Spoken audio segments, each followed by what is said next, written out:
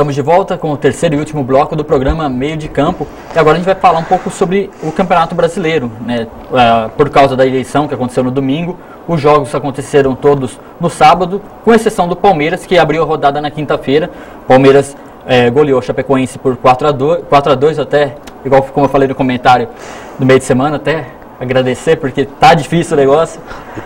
No sábado, o Santos venceu o Flamengo. Aliás, meu amigo, uma jogada do Giovani que enfiou uma caneta no zagueiro do Flamengo, puxou para a linha de fundo, tocou para trás e o Robinho fez aquilo que ele mais sabe fazer, que está fazendo muito bem ultimamente. Fez o gol da vitória, o Santos ganhou por 1-0. O Corinthians, uma boa vitória, venceu o Sport por 3-0, gol de Anderson Martins, Guerreiro e Luciano.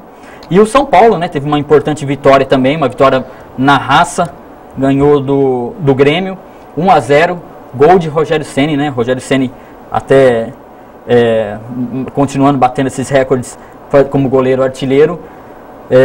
E aqui passar para vocês então como é que ficou a classificação do campeonato, né, o líder depois dessa rodada, a 28ª rodada, continua sendo o Cruzeiro com 56 pontos, o Paulista melhor colocado é o São Paulo na terceira posição, com 43. O Corinthians aparece na sequência, na sexta posição, com 43 também. O Santos na oitava, com 39 pontos ganhos. E o Palmeiras, após o jogo dessa rodada, da vitória, deixou a zona do rebaixamento, está na 15ª posição. Ufa!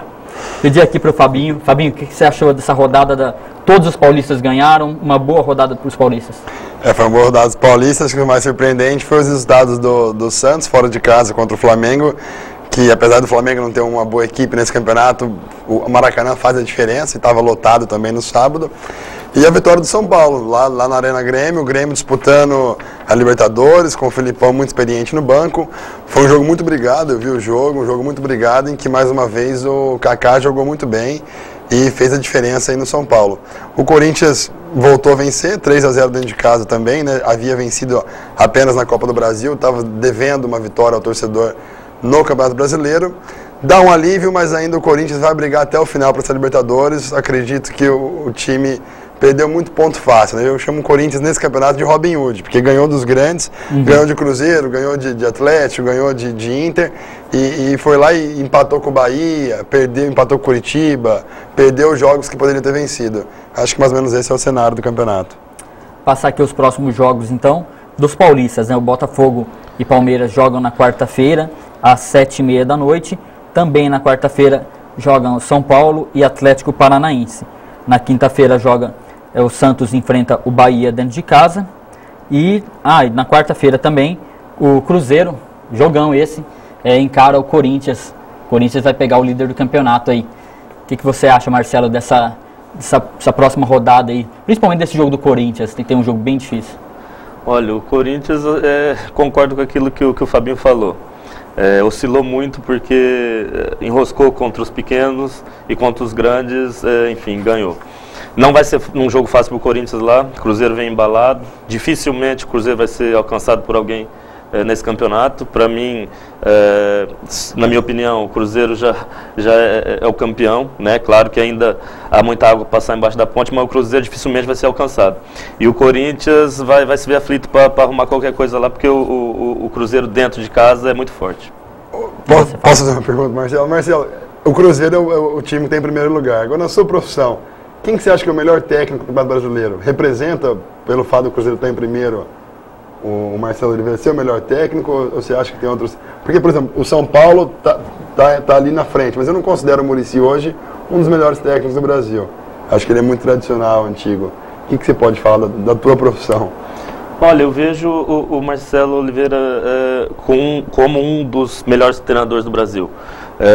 Claro que ele tem um suporte em termos de material humano para trabalhar. O Cruzeiro contrata jogadores de alto nível e que se encaixam no perfil do treinador. Isso é muito interessante. Muitas vezes tem bons treinadores, mas não tem material humano. Ou seja, ele imagina um sistema de jogo, né, para jogar, só que para isso tem que ter jogadores com com características que se encaixem no perfil que o treinador queira utilizar. E muitas vezes isso não é possíber por o time não ter força para contratar jogadores à altura. E penso que, apesar do Cruzeiro ter um ótimo elenco, tem um dedo muito forte do Marcelo aí, não é de hoje, já desde o campeonato passado. Então, na minha opinião, ele é um dos destaques aí do Campeonato Brasileiro e um dos melhores técnicos do Brasil. Agora, mudando de líder para um pouco mais para baixo. Situação do Palmeiras. O Palmeiras teve uma boa vitória. Você acha, Fábio, que agora pode ter uma mudança de atitude nos próximos jogos ou ainda é bom esperar um pouquinho? O jogo contra o Botafogo é praticamente uma decisão para o Palmeiras. O Palmeiras, na verdade, tem aí mais 10 decisões até o final do campeonato. Todo jogo vai ser decisão para o Palmeiras. Eu acho muito difícil a situação do Palmeiras. O time encolheu nos últimos anos, né? Parece que a situação em que está hoje, o torcedor trata como normal. Apesar da gente fazer piada, não existe mais aquele drama que o Palmeiras está lá embaixo. Existe. Não, existe por parte do torcedor palmeirense, mas o torcedor corintiano, São Paulino, de certa forma... Existe alegria para eles, né? Existe alegria, mas o Palmeiras, a diretoria se apequeninou muito nos últimos anos, né? Eu acho que o Palmeiras vive um drama no campeonato, tem grandes chances de cair, vai ser muito difícil escapar, até pela tabela que ele tem pela frente. A gente está quase chegando ao final do programa, mas eu preciso aqui abrir espaço para alguns alôs, alguns agradecimentos, pessoal que está sempre ligado no programa Meio de Campo.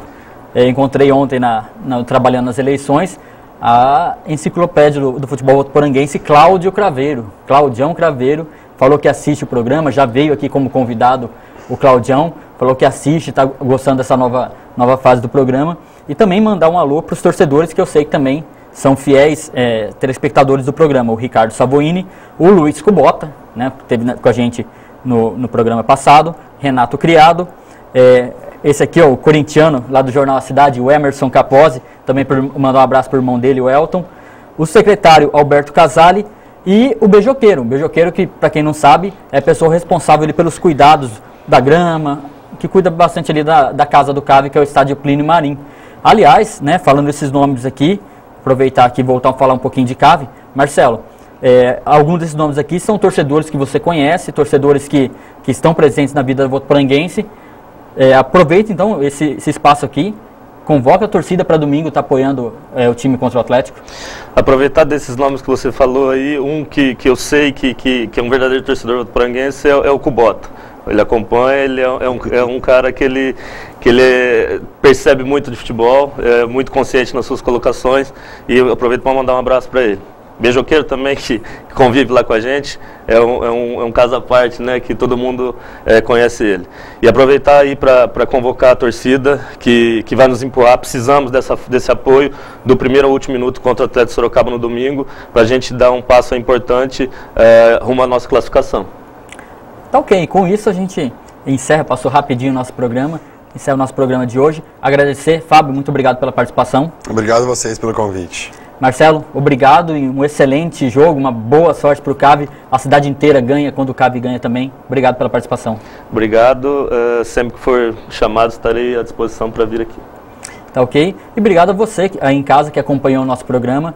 E a gente volta na próxima semana para debater, então, falar um pouco mais da Copa Paulista e da Série A do Campeonato Brasileiro.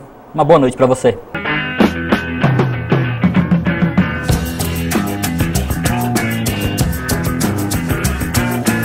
Para